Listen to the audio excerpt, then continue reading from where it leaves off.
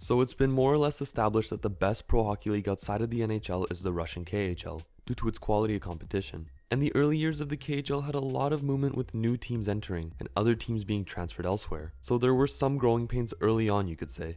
But one of the teams that was looking to make a name for itself in the KHL was Ukrainian club HC Budivelnyk, or Builders Hockey Club in English, since Budivelnyk means constructor. Founded on March 16, 2010, the Kyiv, Ukraine-based team planned on joining the KHL for the 2010-2011 season, which at that time would have made it the first Ukrainian club in the league. The owners of the team came from a group known as the Privet Group, who ran a long-standing basketball team in the same area with the same name as the hockey team, BC Budivelnyk, BC for basketball club.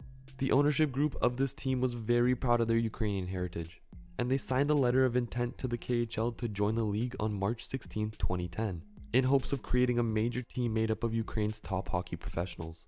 So you could say that this date was the founding of the team. But ultimately, the creation of this team was done not only to promote Ukrainian hockey talent, but also to add some more exposure to the basketball team that they also owned, since the KHL has a very large audience reach.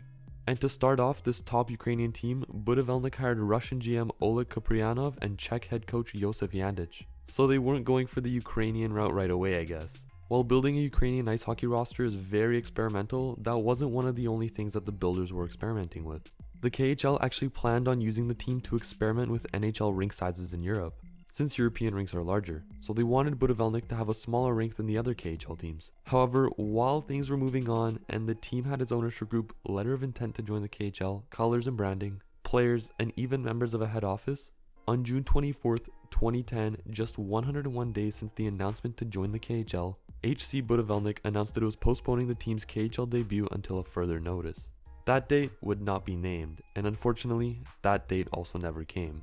And as we look at it now, we can say that the team officially folded its KHL campaign on that day. But what happened? The team seemed so eager and ready to get this done. How could such a major decision come just over 100 days later?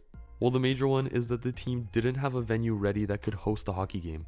The team was fully ready to pay for its own construction, but allegedly the state declined as it was said that they wanted to construct their own arena.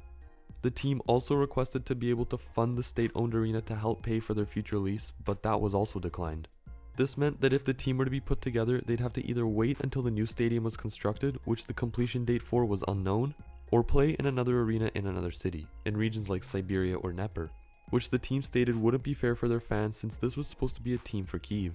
Due to these circumstances, the team and the KHL issued an agreement for the team to play in the league in the 2011-2012 season, under the condition that the team had an appropriate arena, which, as we know currently, based off of the teams that have participated in KHL history, that never happened.